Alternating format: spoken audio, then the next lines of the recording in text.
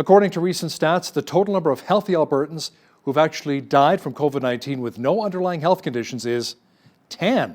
Now, to talk about this in more detail is Toronto Sun columnist Anthony Furey.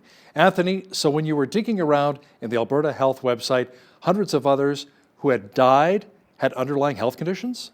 Yeah, that's correct. In fact, 75% of Albertans who died of coronavirus did so with 3 or more underlying health conditions, ranging from more common ailments like hypertension to much more serious ones like cancer. And only 2.5% of people who died of coronavirus in Alberta had 0 underlying health conditions. So we're beginning to get a much bigger picture of actually who is heavily affected by this and who is tragically dying of it.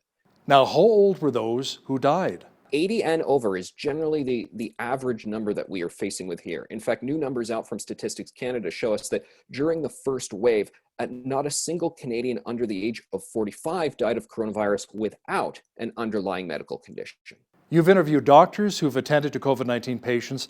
How concerned should we be in this fight against the virus?